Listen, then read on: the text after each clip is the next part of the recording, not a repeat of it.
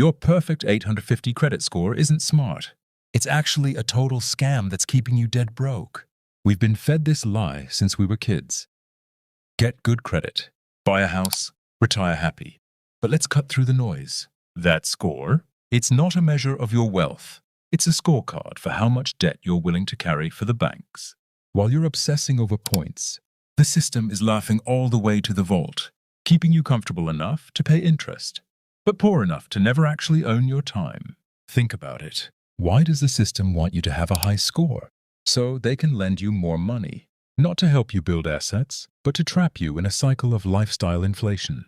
It's dead money. You're trading your most valuable asset, your future labor, just to get a slightly better rate on a car that depreciates the second you drive it off the lot. I used to be obsessed with that number, checking my app every single morning like it was a sports score. Then I realized rich people don't care about their credit scores because they don't live on debt. They live on cash flow. Today, we're going to dismantle the myth and show you why obsessing over a three-digit number is the biggest financial mistake of your decade. Ready to stop being a professional borrower? Let's get into it. Most people think credit is a tool for freedom. They think, hey, if I have great credit, I can buy whatever I want, right? Now. But that's exactly where the trap snaps shut. Credit isn't a tool. It's a leash. Every single time you rely on that score to get ahead, you are effectively borrowing from your future self at a massive markup. You see, the bank isn't your partner. They are a casino that always wins. When you use your credit to fund a lifestyle you haven't earned yet, you aren't just paying for the item. You're paying a stupidity tax, compounded interest that steals years off your life. Think about the math. If you pay 20% interest on a balance, you're basically paying for the privilege of working for someone else for free. It's insane. Yet, we've been socialized to view credit utilization as a virtue. Oh, look at me, I pay my minimums on time. Congratulations, you've become the perfect consumer. You're efficient, you're predictable, and you're absolutely broke. Real wealth isn't built on how well you manage your debt. It's built on how fast you can eliminate it. True financial independence starts the moment you stop caring about your score and start caring about your net worth. It's time to stop renting your life and start owning it.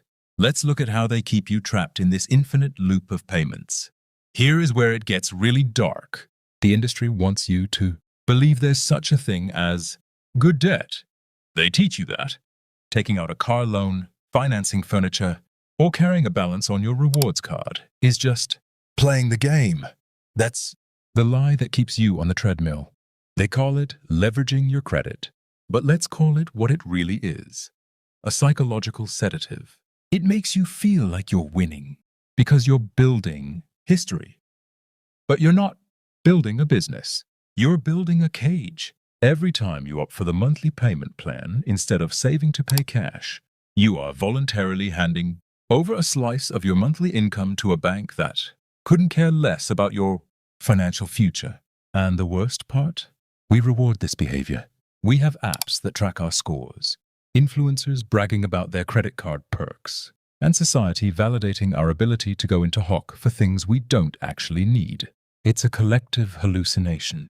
You aren't getting points, you're getting a bill. You're trading your freedom of choice for a shiny status symbol that loses value the second the ink dries on the contract. If you had to pay for your life in pure, cold, hard cash, would you still be living the way you are today? Or would you finally start asking why you're working so hard to impress people you don't even like? Why are we so hooked? Because the banks are masters of behavioral psychology. They don't just want your interest, they want your dopamine. They gamify your debt.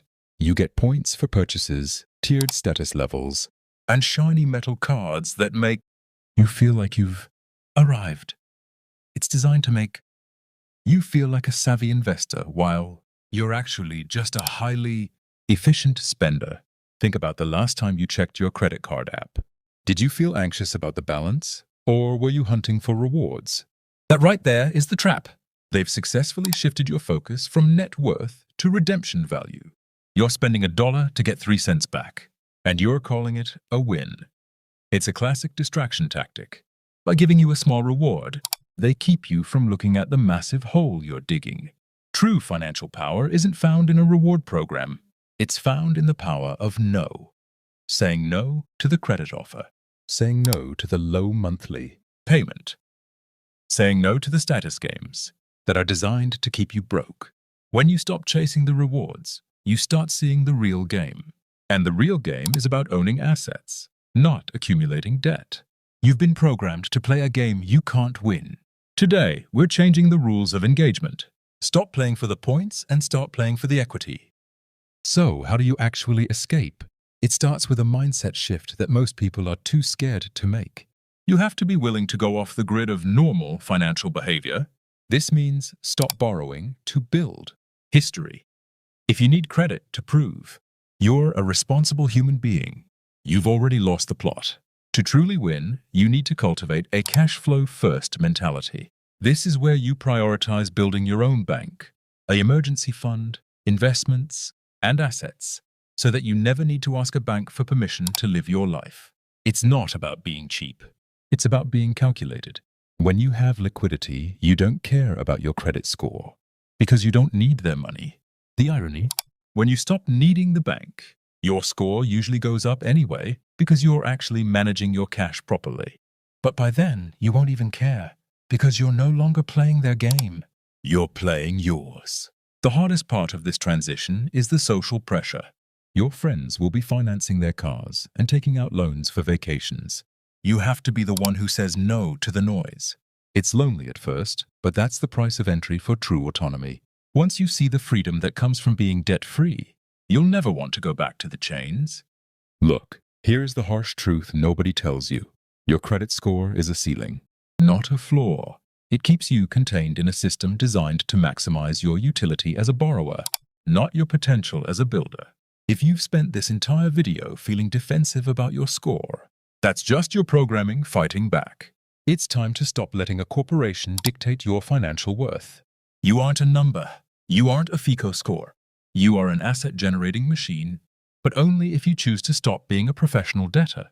The moment you start focusing on cash flow, net worth, and owning the things that pay you, the perfect score becomes irrelevant.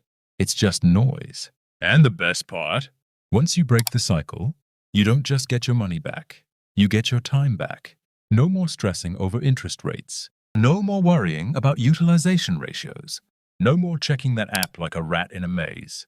You win the game by refusing to play it. Your perfect credit score isn't smart. It's quietly keeping you broke. But now you know the secret. The exit is right in front of you. Are you going to keep chasing the points? Or are you finally going to start building real wealth? Stop borrowing. Start owning. And I'll see you in the next one.